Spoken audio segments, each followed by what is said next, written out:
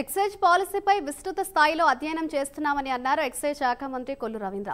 అస్తవ్యస్తమైన excise పాలసీని గాడిన పెడతామని తెలిపారు. గత ప్రభుత్వ హయాంలో అనేక శాఖల్లో జరిగిన అవకతవకలపై శ్వేతపత్రాలు విడుదల చేస్తున్నామని తెలిపారు. మరో 3 శాఖలపై శ్వేతపత్రాలు త్వరలోనే విడుదల చేస్తామని అన్నారు.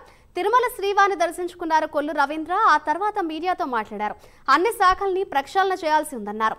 ధనార్జనే ధ్యేయంగా గత ప్రభుత్వం అన్ని శాఖలను అస్తవ్యస్తం చేసిందని ఆయన మండిపడ్డారు. తొలి ఏకాదశి చాలా పవిత్రమైన రోజు. ఈరోజు స్వామివారి దర్శనం చేసుకోవడం చాలా ఆనందంగా ఉంది. ఉదయం కాణిపాకంలో విఘ్నేశ్వరుడికి అభిషేకం చేసుకుని స్వామివారికి వచ్చి ఈరోజు దర్శనం చేసుకోవడం జరిగింది.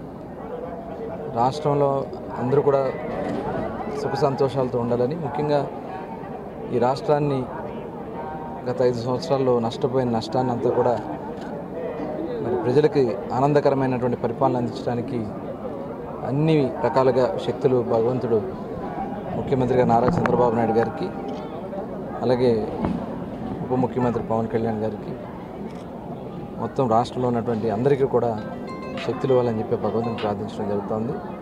రాబోయే 2-3 రోజుల్లో అవన్నీ కూడా రిలీజ్ చేసుకున్న తర్వాత అసెంబ్లీ సమావేశాలు కూడా ప్రారంభం కాబోతున్నాయి.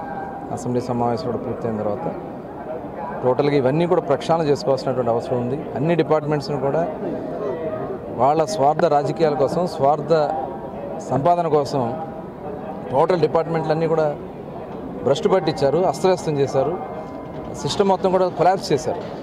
దానివల్ల రాష్ట్ర అప్పుల పాలై